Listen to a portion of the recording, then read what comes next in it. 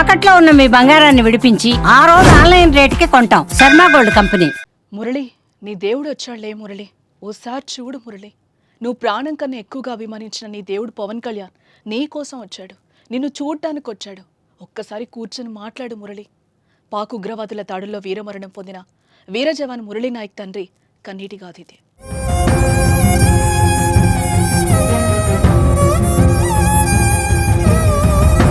Murali, Lokesh sir Pawan Kalyan sir వచ్చారు, కూర్చున్నారు నీకోసం. లై మురళి, లేచి సెల్యూట్ కొట్టు మురళి. నాయకులందరూ పిలుచుకుంటే నీవు లేదు, నువ్వు లేస్తాడు మురళి.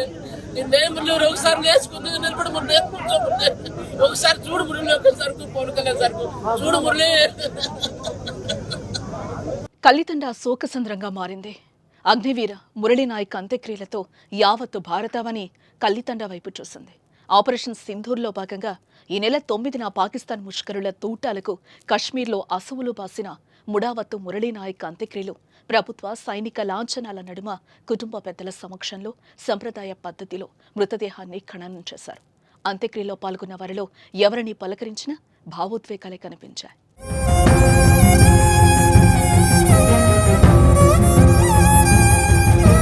మరోపక్క వీర జవాన్ కడసారి చూపు కోసం ఏపీ మంత్రులు కదిలొచ్చారు. మురళీ నాయక్ పార్థివ దేహానికి డిప్యూటీ సీఎం పవన్ కళ్యాణ్, మంత్రులు నారా లోకేష్, సత్యకుమార్ సహా పలువురు మంత్రులు, ఎమ్మెల్యేలు, ప్రజాప్రతినిధులు నివాళులర్పించారు. ఈ సందర్భంగా మురళీ నాయక్ తండ్రి పవన్ కళ్యాణ్ను హత్తుకుని కన్నీరు మున్నీరయ్యారు. మురళి, నీ దేవుడు పవన్ కళ్యాణ్ వచ్చాడు, ఓసారి లే అంటూ మురళీ నాయక్ తండ్రి విలపించిన తీరు పవన్ కళ్యాణ్ కంట నీరు తెప్పించింది.